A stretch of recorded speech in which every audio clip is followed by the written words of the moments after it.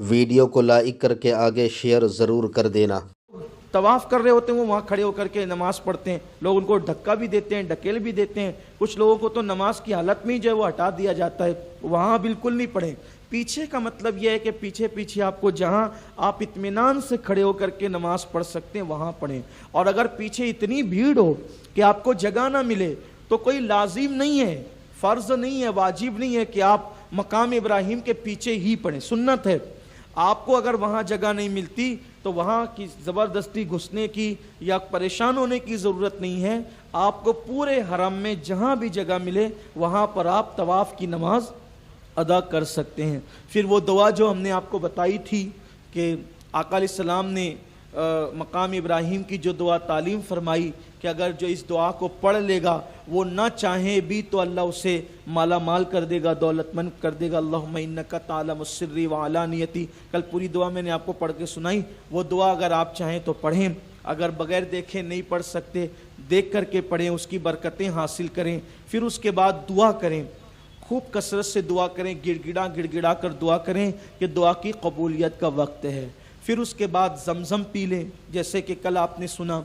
जमज़म पीने के बाद फिर आप जाएं और सफ़ा मरवा की सई करें। सई करने का तरीका वही है जो कल हमने आपको बताया था। सफ़ा से लेके मरवा तक पहला चक्कर, मरवा से लेके सफ़ा तक दूसरा चक्कर। इस तरीके से मिलैन अखज़रैन जो हरे रंग की लाइट होती है, हरे रंग से हरे रंग की लाइट तक के दौड़ना है मर्दों के लिए। औरतों को थोड़ा सा मामूल से हटकर तेज़ चलना है, ये सुन्नत है। और वहाँ दुआ की कबूलियत का वक्त होता है। और जब सही करें, एक बात और मसला आपको बता देता हूँ आसानी के लिए। तवाफ़ के लिए वज़ू लाजमी है, बग़ैर वज़ू के तवाफ़ नहीं होगा। एक बात, कभी ऐसा भी हो सकता है कि तवाफ़ करते करते कि अचानक इस्तिंजा की हाजत हो गई या वज़ू ही टूट गया, तो ऐसी सूरत में क्या करें? ऐसी सूरत में ये करें कि अगर वज़ू टूट गया तो जहाँ आपने तवाफ़ का जो चक्कर छोड़ा था वहीं से चले जाएं, वज़ू कर लें। या इस्तिंजा लगी हो तो वहाँ से चले जाएं, वज़ू कर लें। वज़ू करने के बाद जब आप आएँ, अगर आपने 4 चक्कर कर लिए थे तो वज़ू करने के बाद जब आप आएंगे तो फिर नए सिरे से तवाफ़ शुरू नहीं करेंगे, बल्कि इस्तिलाम करके नया चक्कर, नया तवाफ़ नहीं बल्कि नया चक्कर करेंगे इस्तिलाम करके। अब जो आपका चक्कर होगा वो 5वां, 6ठा और 7वां होगा। और अगर आपने 4 चक्कर से कम किए थे, 2 किए थे या 3 किए थे या 1 किए थे, वज़ू टूट गया या इस्तिंजा की हाजत हो गई, अब आप वज़ू करके आएंगे तो अफजल ये है कि आप तवाफ़ नए सिरे से करें। और अगर आप उसी को कंटिन्यू करना चाहते हैं तो भी कर सकते हैं, लेकिन अफजल ये है कि आप जो है वो अगर 4 चक्कर से कम हुआ था तो ऐसी सूरत में नया तवाफ़ करें, और 4 हो गया था या 4 से ज़्यादा हुआ था तो उसी को आप कंटिन्यू कर सकते हैं। तो तवाफ़ के लिए वज़ू लाजमी है, लेकिन सई के लिए वज़ू लाजमी नहीं है बल्कि मुस्तहब है और अफजल है। यानी अगर अल्लाह ना करे किसी का वज़ू टूट गया, और चूँकि वज़ू खाना बहुत दूर होता है, बल्कि अब ऐसा हो गया है कि हरम में कुछ मकामात पर उन लोगों ने वज़ू खाने, सिर्फ वज़ू खाने बना दिए हैं। लेकिन अगर इस्तिंजा की हाजत हो तो मुकम्मल हरम से निकल कर फिर वहाँ तक जाने आने में 20-25 मिनट तो लग ही जाता है।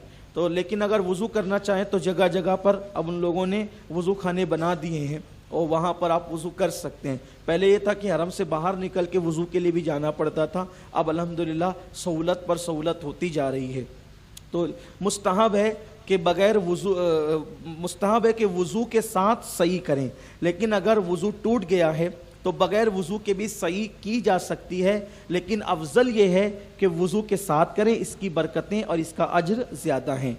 तो आप सफ़ा से मरवा, मरवा से सफ़ा, फिर आपका 7वां चक्कर मरवा पर पूरा हो जाएगा। लेकिन कल आपने क्या सुना था कि जब 7वां चक्कर आपका मरवा पे पूरा हो गया तो आपने क्या किया था? हलक कराया था। लेकिन आपको आज हलक नहीं कराना है। क्यों? क्योंकि आपने हज का एहराम बांधा है, आपने हज का एहराम बांधा है, तो और ये अब आपके हज के अरकान शुरू हो चुके हैं। तो अब आपने जो है वो ये कर लिया, अब आपको तवाफ़ ज़ियारत के साथ सही करने की ज़रूरत नहीं है।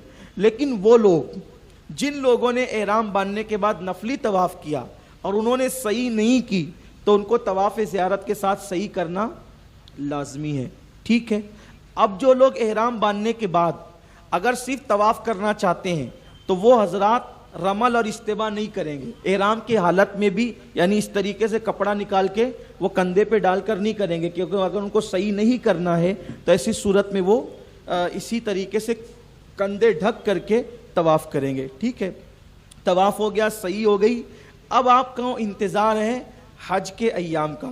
اب آپ نے 5 کو باندھا تو 7 کی رات تک, یا آپ نے 6 کو باندھا تو 7 کی رات تک اب آپ کو کوئی رکن ادا کرنا نہیں ہے. اگر اللہ آپ کو توفیق دے آپ نفل طواف کریں, نفلی نماز پڑھیں, تلاوت کریں, درود شریف پڑھیں. حرم میں نفل نماز پڑھنے سے زیادہ نفل طواف کو اہمیت ہے, کیونکہ ہم نفل نماز تو کہیں بھی پڑھ سکتے ہیں لیکن طواف صرف ہمیں حرم میں نصیب ہوتا ہے, اس لیے وہاں نفل نماز سے زیادہ طواف کرنے پر توجہ دیں, اس کی بڑی برکتیں ہیں.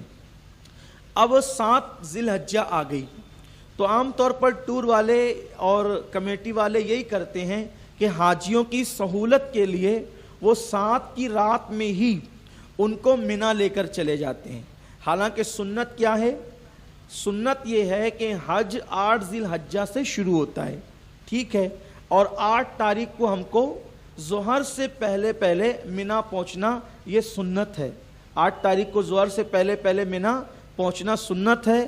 تو اللہ کے رسول صلی اللہ علیہ وسلم 8 تاریخ کی اشراق کے بعد آقا علیہ الصلوۃ والتسلیم منی کے لیے روانہ ہوئے. جب سورج چڑھ گیا تو اللہ کے حبیب صلی اللہ علیہ وسلم منی کے لیے روانہ ہوئے.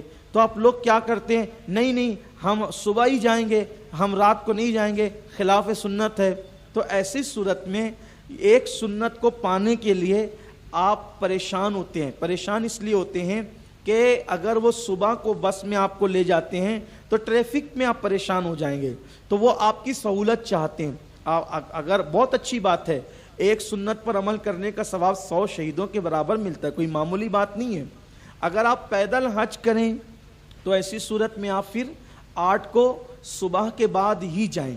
بلکہ عزیزیہ میں جو رکتے ہیں ان کے لیے تو آسانی ہے. ٹور والے بھی عام طور پہ جو حج کے ایام ہیں وہ ایام میں وہ لوگ بہت سارے ٹور والے ان کو عزیزیہ میں ہی روکتے ہیں.